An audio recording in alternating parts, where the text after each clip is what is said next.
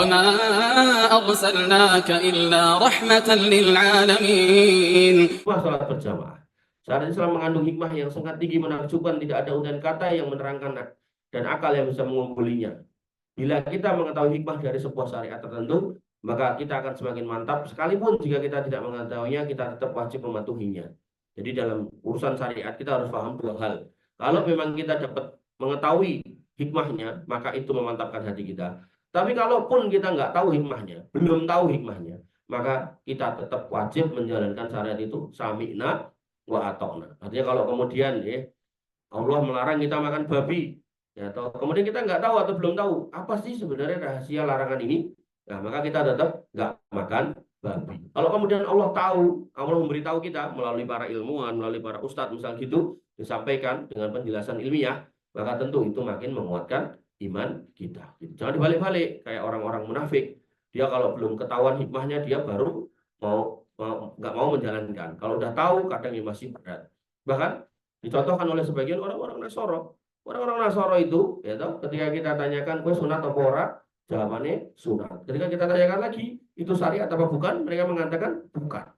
Lah kenapa? Kata mereka, iki gen sehat. Padahal ketika dia mengecek di kitab perjanjian lama, di situ jelas dikatakan bahwasanya Bani Israel diperintahkan untuk sunat gitu loh. Tapi mereka pilih orang-orang Nasoro yang memegang perjanjian baru, mereka memilih tidak. Padahal yang namanya Isa Al-Masih di kitab mereka mengatakan, beliau mengatakan bahwasanya aku tidak datang untuk menghapus satu titik pun dari hukum-hukum Taurat. Berarti hukum Taurat itu akan dipakai, termasuk urusan sunat gitu. Ya, Allah taala. Maka yang pertama hikmahnya adalah mengokohkan persaudaraan sesama Muslim dengan syarat tadi loh, tidak boleh mengkotak-kotak. Artinya kalau masjidmu adalah masjid Muhammadiyah, ada orang NU sholat di situ, ya nggak apa-apa. Kalau masjidmu adalah masjid NU, ada orang Muhammadiyah sholat di situ, ya nggak apa-apa. Ya, jangan kemudian kayak sebagian kaum muslimin tertentu yang kemudian masjid itu dipel, kemudian dibatasi, dilarang-larang, ditanyai, tidak dicek KTP ini dan seterusnya, maka ini perkara yang merusak persatuan kaum muslimin. Mengokohkan persaudaraan kaum muslimin. Mereka saling mencintai antar sesama karena kebersamaan dan perkumpulan mereka di satu tempat, satu ibadah, satu imam. Ya, makanya ada orang non muslim itu masuk Islam itu karena melihat TV tentang sholat di Masjid Haram. Ratusan ribu orang, mungkin jutaan orang sholat bareng, imamnya satu, sholat bareng. Nah, ini menunjukkan bahwasanya itulah hakikat kaum muslimin yang senang dengan berjamaah. Makanya kita menyebut diri kita sebagai ahlu sunnah wal jamaah, yaitu orang yang kemudian mencintai sunnah dan mencintai perkumpulan kaum muslimin bareng-bareng. Nah, ada orang yang kemudian mengatakan jamaah ini jamaahku, orang bayat kalau imamku, maka kudu wong Islam nar gitu. Ini kan enek wong kayak gitu. Ini orang yang luput, hati-hati. Kemudian yang kedua, mereka akan saling mengenal. Betapa banyak perkenalan dan persahabatan yang terjalin di masjid. Dan ini adalah persahabatan persaudaraan yang terbaik gitu. Jadi kalau kamu ingin mencari orang-orang baik, maka pastikan dapatnya di masjid, bukan dapatnya di tempat-tempat maksiat.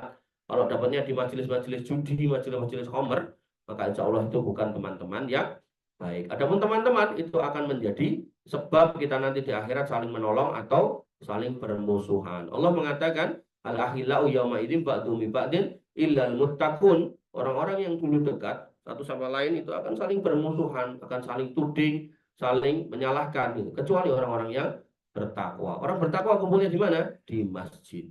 Apakah saat sholat berjamaah, wabil khusus juga ketika bermajelis ilmu. Maka pastikan kalau kamu, wargamu, anak-anakmu senang untuk ke masjid. Mereka mempunyai perasaan sama dalam ibadah, tiada perbedaan antara si miskin dan si kaya, petinggi dan petani dan seterusnya. Mereka saling membantu mengetahui keadaan saudaranya yang fakir atau sakit, kemudian berusaha memenuhi dan meringankannya. Jadi di jamaah tertentu itu, di masjid tertentu itu, kalau habis isya atau habis maghrib itu diumumkan, ya sudah sakit ibu fulan bin fulan gitu kan, mari nanti habis sholat ini kita tengokin bareng-bareng. Ada juga yang kemudian nitip tulisan, tolong didoakan jamaah kami fulanah bin fulan binti fulan gitu kan, seperti itu. Kemudian yang kedua, menampakkan syiar Islam dan izzah kaum muslimin. Karena syiar Islam yang paling mulia adalah sholat. Seandainya kaum muslimin sholat di rumahnya masing-masing, mungkinkah syiar itu akan kelihatan? Sungguh di balik keluarnya umat Islam ke masjid, terdapat kemuliaan dan kejayaan yang sangat tidak disukai oleh orang-orang yang benci dengan Islam. Jadi semakin orang Islam itu kompak ke masjid, orang-orang yang hatinya ada kebencian itu akan luntur, piye-piye malah bingung gitu kan, sehingga dia akan mau nggak mau mengurangi rasa bencinya, harapannya bencinya berubah menjadi cinta. Kemudian yang ketiga, kesempatan menimba ilmu. Betapa banyak orang yang mendapatkan hidayah, ilmu, dan cahaya lewat perantara sholat berjamaah. Syukur-syukur kayak kebanyakan di beberapa masjid itu habis sholat maghrib dilanjutkan majelis ilmu. Kemudian yang keempat, belajar hidup disiplin. Jadi Allah Subhanahu Wa Taala mengajari kita tentang disiplin setiap hari melalui sholat. Artinya kalau kita kemudian sholat dengan cara tertib di masjid, waktunya tepat, maka insya Allah kita akan menjadi orang-orang yang hidupnya tertata dengan rapi, disiplin, orang sembarangan, orang sakarpe dewi. Baik, demikian yang bisa kita sampaikan dan kita diskusikan. Kurang lebih mohon maaf. Assalamualaikum warahmatullahi wabarakatuh. Assalamualaikum warahmatullahi wabarakatuh.